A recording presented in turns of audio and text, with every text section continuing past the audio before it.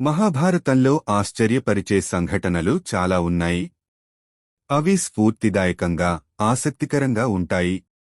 వీటిలో మహాభారత యుద్ధంలో హనుమంతుడు అర్జునుడి రథంపై ఎందుకు కూర్చున్నాడు అనే విషయం చాలా ఆసక్తికరంగా ఉంటుంది.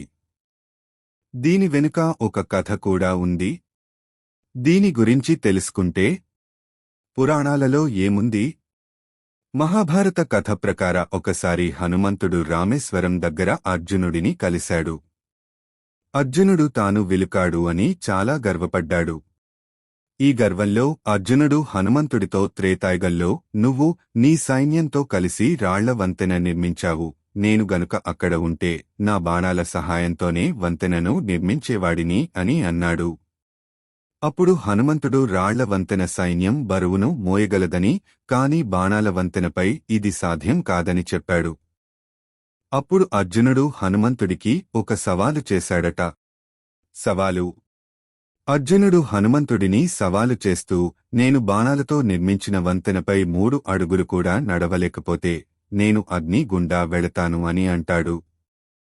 కాని మీరు 3 అడుగులు నడిస్తే మీరు అగ్ని గుండా వెళ్ళాలి అని అన్నాడు.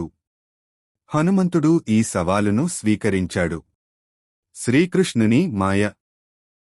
హనుమంతుడు వంతెనపై 3 అడుగులు నడవడంలో విజయం సాధించాడు. కాబట్టి సవాలు ప్రకారం అగ్ని పరీక్షకు సిద్ధం కావడం ప్రారంభించాడు. అప్పుడు శ్రీకృష్ణుడు అక్కడ ప్రత్యక్షమై హనుమంతుడిని ఆపాడు. అప్పుడు శ్రీకృష్ణుడు అతనితో మొదటి అడుగు వేయగానే వంతెన విరిగిపోతుందని చెప్పాడు.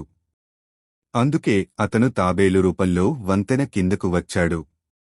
అతను 2వ అడుగు వేయగానే వంతెన విరిగిపోయింది. హనుమంతుడు భగవంతునిపై కాలు పెట్టగానే నీరు రక్తంతో ఎర్రగా మారింది. ఇది తెలుసుకున్న హనుమంతుడు తన పాదం భగవంతునిపై పడటం చూసి సిగ్గుపడ్డాడు.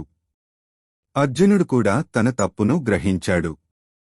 అప్పుడు వారిద్దరూ శ్రీకృష్ణుడికి క్షమాపణలు చెప్పారు. శ్రీకృష్ణుని కోరిక. ఇదంతా జరిగిన తర్వాత శ్రీకృష్ణుడు ఒక కోరిక కోరాడు. హనుమంతుడిని మహాభారత యుద్ధంలో అర్జునుడి రథాన్ని రక్షించి దానిని అభేద్యంగా మార్చమని కోరాడు. శ్రీకృష్ణుని కోరికను దృష్టిలో ఉంచుకుని హనుమంతుడు యుద్ధం అంతటా అర్జునుడి రథం జెండాలో కూర్చొని ఉన్నాడు.